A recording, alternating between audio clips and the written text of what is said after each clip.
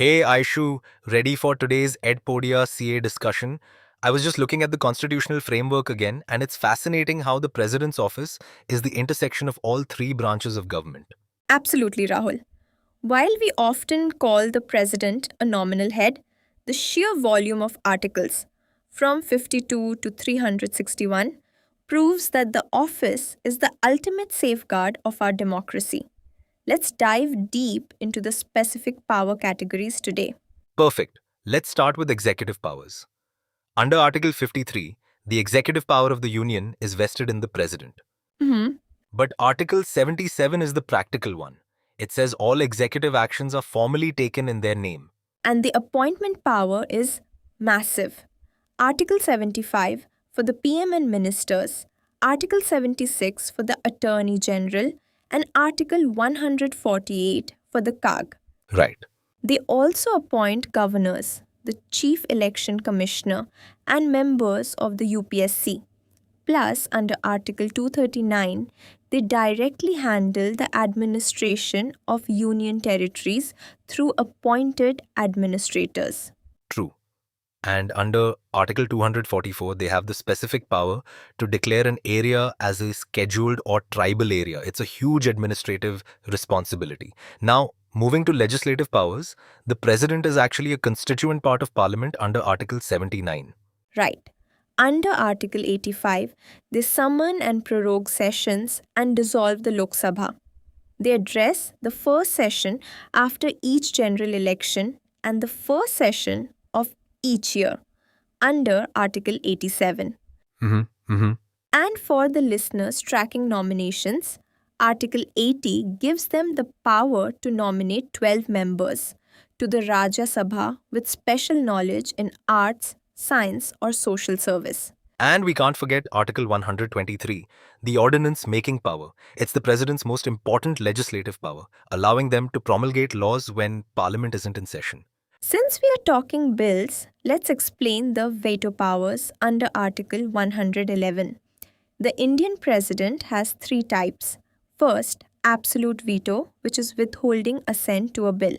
A straight no. Exactly. Then, suspensive veto, returning the bill for reconsideration, though if Parliament passes it again with a simple majority, the President must give assent. So they can delay it. And finally, pocket veto, taking no action. Since our Constitution doesn't set a time limit, the President can keep a bill indefinitely. That's a sharp contrast to the US. Now, financial powers are equally strict. Under Article 110 and 117, money bills and financial bills, I, require the President's prior recommendation to be introduced. And Article 112 ensures the union budget is laid before Parliament. They also control the contingency fund of India under Article 267 for unforeseen expenses and constitute the Finance Commission every 5 years under Article 280 to handle the center state revenue distribution.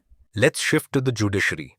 Under Article 124 and 217, the President appoints the Chief Justice and judges of the Supreme Court and High Courts. And the mercy power.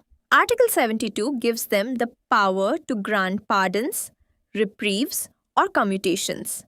This is the only office that can pardon a death sentence or sentences handed down by a court martial. Right, the only one. Plus, under Article 143, they can seek the Supreme Court's advice on legal matters, though that advice isn't binding.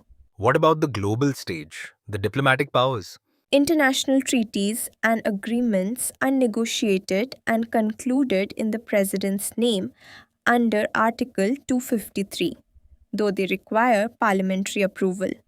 They also represent India in international forums and send or receive ambassadors and high commissioners. And as the military head, under Article 53 too, they are the Supreme Commander of the Armed Forces.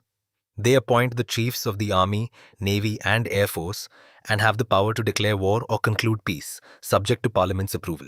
Now, this sounds like a lot of power. But There are major limitations. The 42nd and 44th Amendments made the aid and advice of the Council of Ministers under Article 74 virtually binding. Exactly. Article 361 gives them privileges like immunity from criminal proceedings, but Article 61 keeps them accountable through the impeachment process for violation of the Constitution. However, there is situational discretion. The president isn't just a spectator. That's the key part. They use discretion in appointing a PM when no party has a majority, or in dismissing a council of ministers that has lost the confidence of the House but refuses to resign. It's a complex, high stakes role.